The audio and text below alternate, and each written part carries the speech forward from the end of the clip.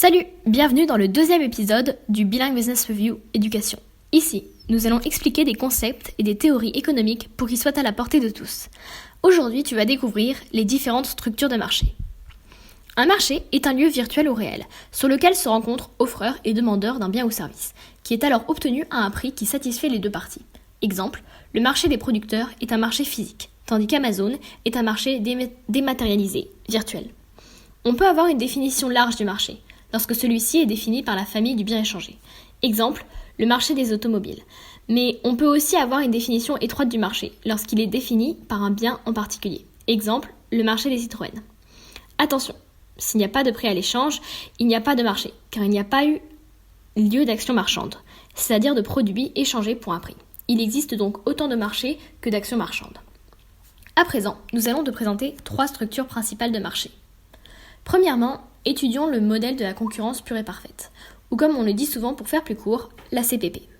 Attention, il faut retenir que la CPP est un modèle économique idéal et qui n'existe pas dans la vie réelle, car il ne convient à aucun fonctionnement réel de marché. Elle repose sur 5 hypothèses clés. Tout d'abord, l'atomicité des acteurs du marché, ce qui signifie qu'il y a un si grand nombre d'offreurs et de demandeurs qu'aucun d'entre eux ne peut influencer le prix du marché. On dit qu'ils sont price takers.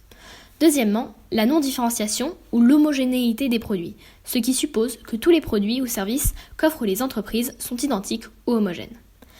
Troisièmement, la libre entrée et sortie des offreurs et de demandeurs, ce qui veut dire que toute personne voulant pénétrer sur un certain marché peut le faire librement, sans contrainte et sans coût. Il n'y a pas de barrière à l'entrée. Quatrièmement, la transparence du marché, ce qui signifie que tous les offreurs et les demandeurs disposent de toutes les informations concernant le produit sans délai et sans coût. Et enfin, la libre circulation des facteurs de production, ce qui signifie que le capital et le travail peuvent se déplacer librement d'une activité à une autre et d'un lieu à un autre. Si toutes ces conditions sont réunies, la CPP trouve naturellement un équilibre entre l'offre et la demande, même après une modification de l'offre ou de la demande. On dit que le marché s'autorégule. La deuxième structure de marché principale est celle de l'oligopole. L'oligopole se définit comme étant un marché dans lequel il y a un petit nombre d'offreurs face à une multitude de demandeurs. L'oligopole respecte 3 des 5 hypothèses modèles de la CPP. En effet, on dit qu'il relâche ou ne respecte pas la première, étant l'atomicité des acteurs sur le marché, ni la deuxième, étant l'homogénéité des produits. Premièrement, lorsqu'on relâche la première hypothèse de l'atomicité des acteurs, il n'y aura sur le marché qu'un petit nombre d'offreurs, en général de plus grande taille qu'en CPP, qui vont avoir plus d'influence sur le marché.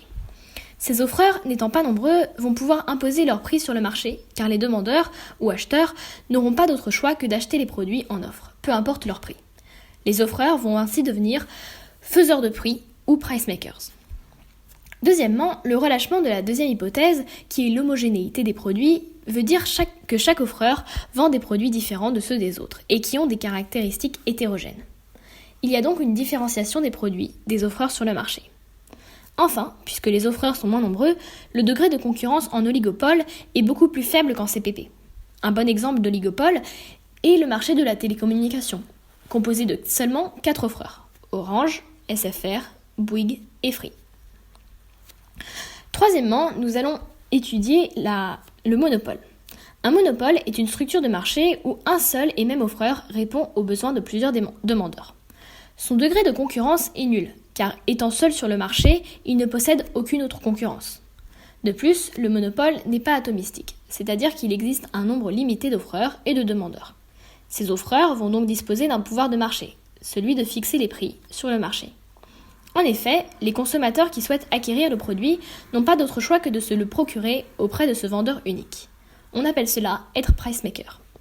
Comme tous les agents économiques, le monopole est rationnel, c'est-à-dire qu'il est à la recherche de la maximisation de son intérêt personnel, et donc de son profit. Il existe 3 types de monopole. Le monopole naturel, découlant de l'existence de coûts fixes très élevés ou de conditions techniques de production particulières, telles que la SNCF. Le monopole légal, monopole protégé par des règlements administratifs. Ce sont souvent des entreprises en distribution, telles que les pharmacies qui ont le monopole des médicaments remboursés en France. Le monopole d'innovation qui découle de la possession des droits de propriété intellectuelle, garantis par une règle administrative. Par exemple, une nouvelle invention protégée par un brevet aura l'exclusivité de la production du produit pendant 20 ans. Il est important de remarquer que le monopole d'innovation est donc temporaire. Voilà, tu sais tout sur les structures de marché. Merci d'avoir regardé cette vidéo de Bilingue Business Review Éducation. L'équipe du Bilingue Business Review Éducation est disponible pour répondre à tes questions dans les commentaires en dessous. À bientôt, abonne-toi et active la cloche des notifications pour en apprendre plus sur l'économie, le business, l'entrepreneuriat et devenir un vrai chef d'entreprise.